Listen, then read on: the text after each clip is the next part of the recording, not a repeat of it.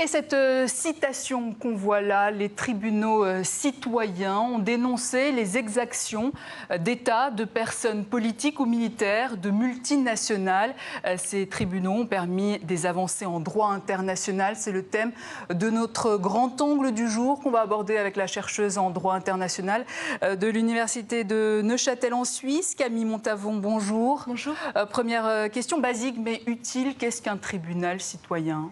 Alors, il faut savoir que ce sont des mécanismes pluriels, donc très divers, très hétérogènes.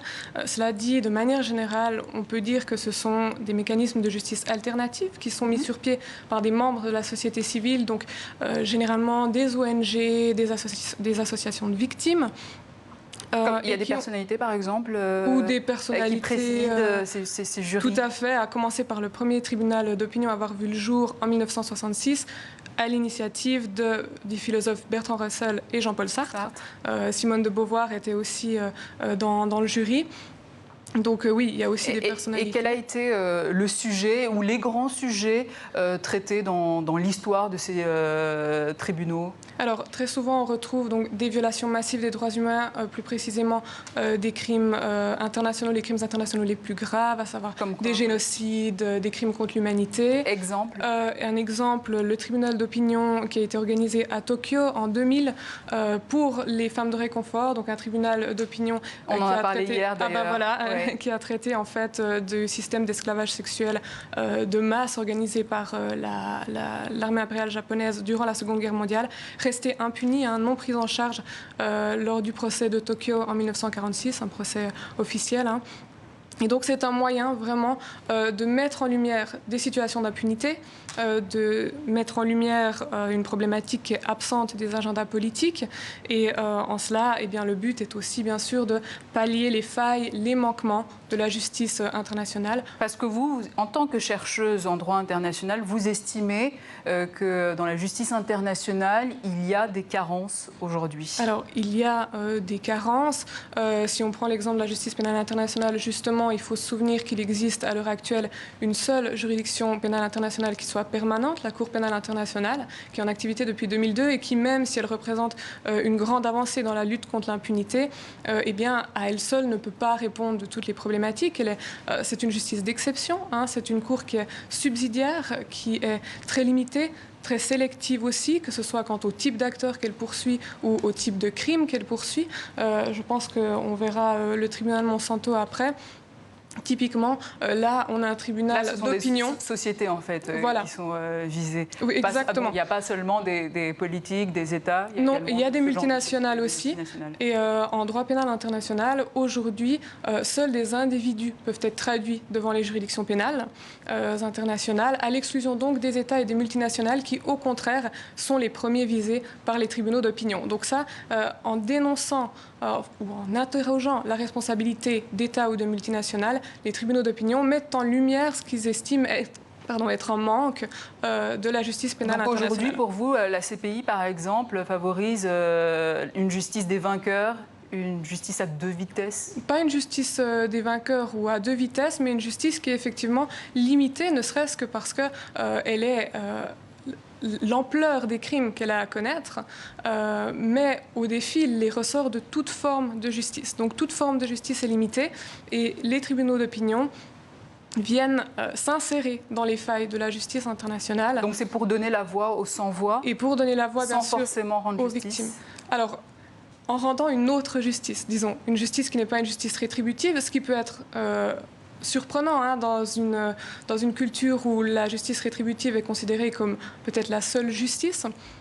Une justice qui se veut davantage réparatrice, une justice de reconnaissance. Vraiment, là, on donne la voix aux victimes, on leur...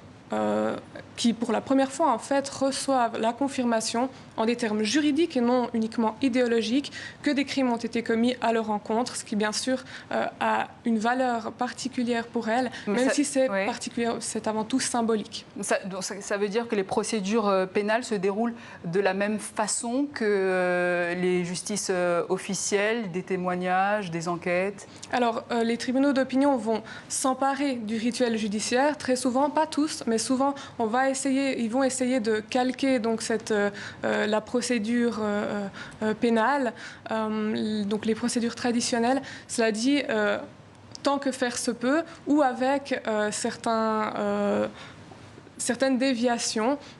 Premièrement, les accusés ne sont généralement pas présents, les États ne se présentent pas. Et ils sont invités quand même? Ils sont systématiquement invités, mais ils ne viennent pas parce que, bien sûr, cela reviendrait pour eux à admettre que c'est une forme de justice qui est légitime, ce qu'ils estiment évidemment ne pas être le cas. Alors Jean-Paul Sartre, vous en parliez tout à l'heure, avait présidé l'un de ce premier tribunal sur l'intervention des États-Unis au Vietnam en 1967. Au final, les États-Unis n'ont jamais été condamnés, donc on peut se poser la question de l'intérêt de ces tribunaux citoyens. Alors l'intérêt ici, il faut savoir qu'il y avait deux grands buts avec le premier tribunal Russell. C'était effectivement dénoncer cette situation d'impunité. Il voulait faire pression aussi sur les politiques. C'était un acte de résistance en soi aussi. Et au-delà de ça, et Jean-Paul Sartre l'a souligné à maintes reprises, l'idée était aussi de souligner l'absence d'une juridiction pénale internationale qui soit permanente et d'appeler à sa création. Aujourd'hui, elle existe, mais on remarque que malgré tout, et ça c'est important aussi de le souligner, c'est que depuis les années 60, plus de 200 tribunaux d'opinion ont été organisés par des membres de la société civile, aux échelles nationales, internationales principalement, mais aussi nationales, et que plus de la moitié de ces tribunaux d'opinion sont nés à partir des années 2000. Donc ça prouve, en même temps que la Cour pénale internationale est entrée en activité. Donc ça prouve à nouveau que cette Cour, même si elle est extrêmement importante, elle n'est pas suffisante à elle seule et surtout, elle ne rend pas une justice qui est similaire. C'est-à-dire qu'à nouveau, on a une justice rétributive. Donc en faire une cause finalement de ces sujets, s'adresser à la conscience collective, c'est aussi ça l'idée? C'est aussi ça. Alors c'est quelque chose qui revient beaucoup. C'est s'adresser à la conscience universelle. Ici, il faut peut-être prendre aussi ça avec des pincettes parce que finalement, c'est un concept hautement philosophique. Qu'est-ce que la conscience universelle? Mais bien Donc il y a la justice des hommes et la justice des États en fait. Voilà, et c'est ça aussi. Les tribunaux d'opinion essayent aussi de donner naissance à un droit contre l'État, un droit qu'ils qualifient d'un droit des peuples qu'ils peuvent faire valoir donc contre les États. Ce sont des lanceurs d'alerte, en fait, avant l'heure, en quelque sorte, on peut le dire aussi. Oui. Alors, autre exemple, un tribunal d'opinion sur la Palestine avait condamné Israël pour crimes de guerre et crimes d'apartheid, ce à quoi le ministre israélien des Affaires étrangères avait répondu « Ils peuvent écrire ce qu'ils veulent, ils ne représentent qu'eux-mêmes, ce n'est qu'une organisation privée, sans poids politique ni légal ». C'est un peu vrai, quand même. Alors, en tout cas, c'est très évocateur des critiques qui sont généralement faites aux tribunaux d'opinion et c'est très évocateur du fait que généralement les États accusés ne se sentent pas vraiment concernés étant donné qu'ils n'ont pas de pouvoir contraignant. Leurs verdicts sont dépourvus de force coercitive, donc ils n'ont pas le pouvoir d'imposer leur sentence, entre guillemets, aux États. Cela a donné lieu à des critiques quant à leur efficacité ou plutôt inefficacité. Cela dit, je pense que il ne faut pas oublier que tous les tribunaux d'opinion sont bien conscients et sont transparents quant au fait qu'ils n'ont pas le pouvoir d'imposer ou de donner, de prendre des décisions qui soient contraignantes. Et là n'est pas le but en réalité. Le but est plutôt de générer un débat.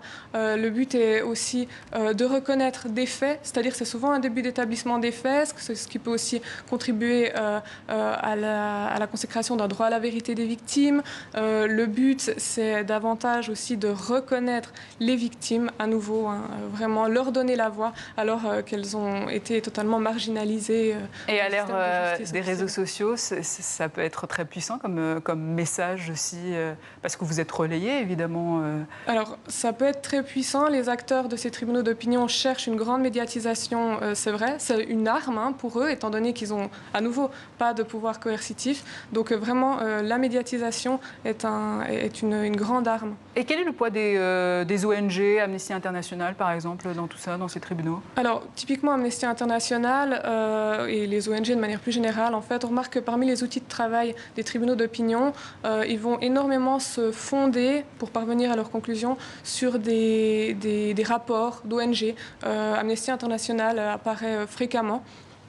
Donc voilà. Mais qui c'est un finance alors ces tribunaux Ils sont citoyens? financés par des membres de la société civile aussi, donc des ONG à nouveau. Ça se fait avec très peu de moyens, mais Donc peut se poser la question de l'impartialité. de l'impartialité, une critique qui revient très souvent, c'est-à-dire qu'ils seraient